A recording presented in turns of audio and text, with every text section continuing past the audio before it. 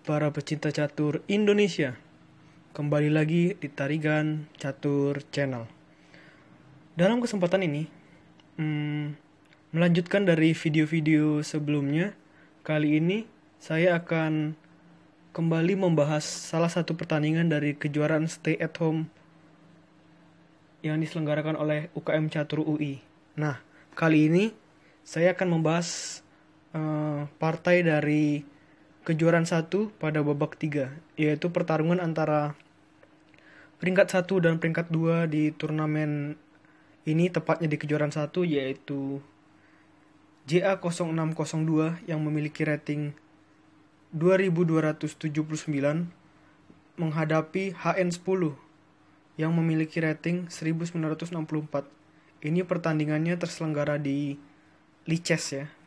Oke, tanpa berlama-lama langsung saja kita masuk ke pertandingannya. Ini saya memilih pertandingan ini karena menurut saya pertandingan ini adalah pertandingan yang ketat, yang menyuguhkan pertarungan-pertarungan alot di pusat permainan hingga endgame permainan. Oke, langsung saja kita mulai. Pertandingan dibuka dengan JA oleh pembukaan E4, dibalas dengan E6, lalu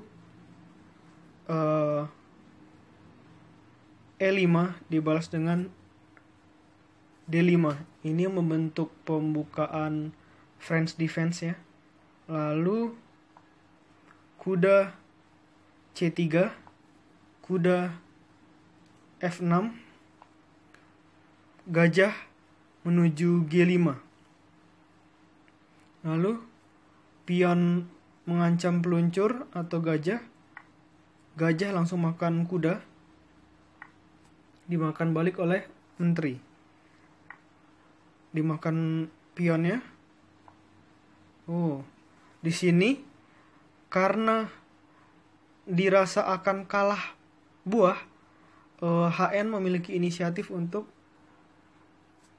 menyerang kuda yang sedang menjaga petak diagonal raja, sehingga kuda tidak dapat berpindah tempat. Oke, apa yang dilakukan oleh putih?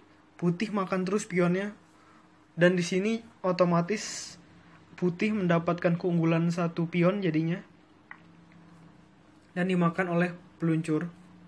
Lalu kuda F3 dibalas dengan kuda C6, lalu gajah menuju B5. Apa yang respon dari hitam? Apa yang dilakukan hitam? Hitam memilih rokade saja. Gajah makan kuda. Nah, di sini JA ini mempunyai upaya untuk terus mengambil kuda dari musuh dengan menyisakan kedua peluncur untuk hitam, sedangkan putih memiliki 2 kuda. Lalu rokade pendek, benteng F menuju E8, kuda E5, pion masuk menuju C5, sekaligus mencoba untuk mengacaukan pusat permainan dari putih. Jadi di sini putih tidak mungkin ya makan, karena nanti kuda gratis dapat dimakan oleh hitam. Jadi apa respon dari putih? Putih balik mengancam peluncur. Nah, akhirnya HN berinisiatif untuk memakan kuda dan dibalas oleh putih. Otomatis di sini dengan pemakanan kuda, pion-pion dari putih jadi bergandengan ya. Ini cukup bagus untuk menjelang babak akhir. Dimakan saja, makan balik. Lalu benteng di sini mengancam pion yang sedang mengawal menteri. Apa reaksi dari putih atau dari JA? Ya, tentu saja seperti sebagian atau mayoritas pemain catur akan memilih langkah ini. Oke. Peluncur menuju D5, mewanti-wanti petak pertahanan atau pion lemah yang berada di G2. Apa respon dari putih? Putih melakukan serangan terus dengan melakukan langkah F4, pion F4. Menteri hitam maju satu langkah menuju F5. Sama juga, menteri putih maju satu langkah menuju D2. Di sini peluncur hitam memilih bertahan, namun tetap menjaga petak diagonal menuju pion lemah G2 dengan melakukan langkah peluncur menuju A8. Menteri menuju F2 sekaligus memperkuat petak F sembari mencari celah untuk dapat menyerang pion lemah yang ada di F2, yang ada di F7. Lalu pion menuju F6 untuk mengancam kuda. Apa reaksi dari putih? Putih bereaksi untuk melangkahkan kuda menuju C4. Lalu menteri menuju B5 sekaligus untuk mengancam kuda. Kuda mundur ke belakang menuju E3. Lalu pion maju 2 langkah C5. Pion mengancam menteri. Menteri mundur ke belakang. Nah, ini juga lagi-lagi untuk mencari celah. Untuk mengancam pion lemah dari G2, pion lemah putih yang sedang yang sedang dijaga juga oleh menteri. Langkah putih adalah benar, maju satu langkah. Di sini menutup jalur serangan menteri dan peluncur tadi ya. Lalu benteng menuju E4.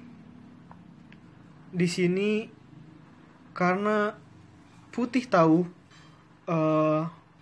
bahwa hitam akan menumpuk bentengnya, oleh karena itu putih juga melakukan gerakan benteng dari F menuju E1 sekaligus untuk menjaga petak E ini dari baris lain E ini dari serangan musuh. Namun hitam memilih langkah menteri D7. Benteng dari A ke C1. Benteng dari petak D menuju E8. Nah, di sini apa respon dari putih? Putih maju pion satu langkah. Di sini putih tidak memperdulikan kudanya karena masih cenderung kuat ya. Peluncur menuju B7. Raja menuju H2.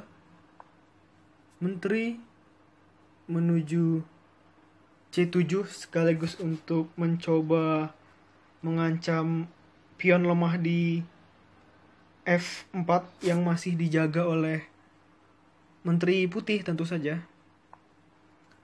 Memperkuat pertahanan dengan pion G3.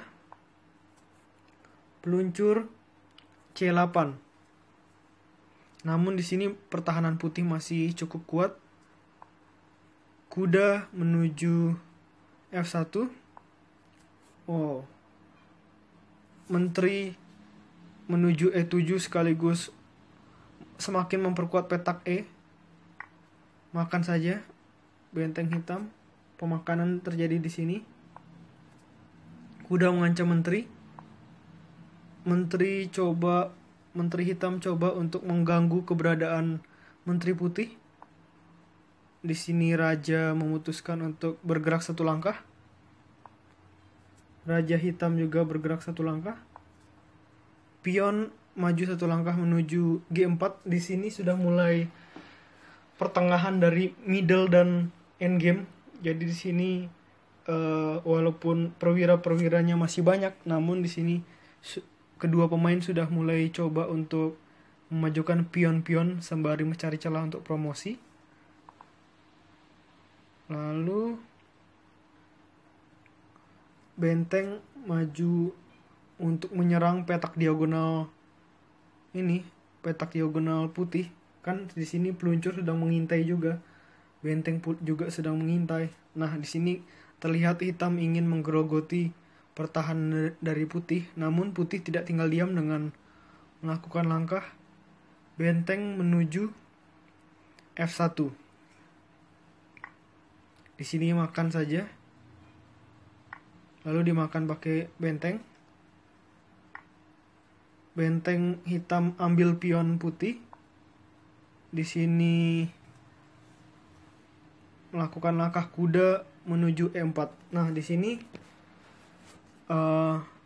saya punya sedikit pengalaman saat bermain seperti ini, di mana pada akhir game, misalkan buah putih memiliki kuda seperti yang tampak di layar dan hitam memiliki peluncur. Nah,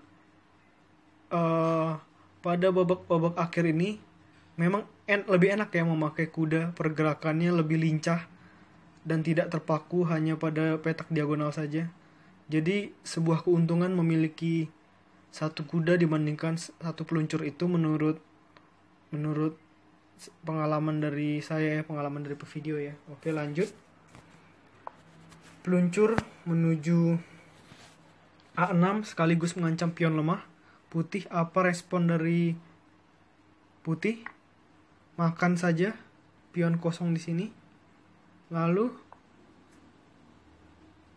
memilih mundur.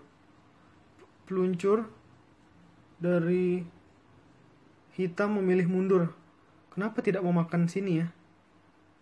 Kenapa tidak mau makan sini? Justru lebih memilih mundur. Oh, saya tahu. Mundur karena di sini pion akan melangkah terus ya. Mungkin takut ketinggalan tempo di sini. Betul. Jadi di sini hitam takut ketinggalan tempo, takut putih promosi. Betul. Raja mundur satu langkah dan akhirnya di sini mencoba untuk skak untuk menggarpu raja dan peluncur. Di sini sebenarnya bisa dikatakan harusnya makan saja ya. Harusnya makan saja pion ini. Namun di sini tampaknya hitam melakukan blunder. Justru malah bergerak menuju D8. Seharusnya kan tadi makan saja ya, karena secara otomatis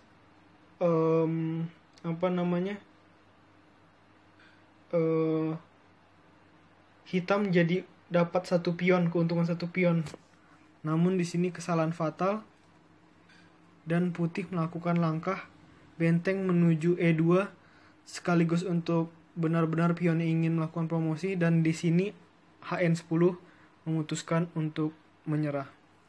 Di sini terjadi kesalahan langkah yang sangat fatal di sini.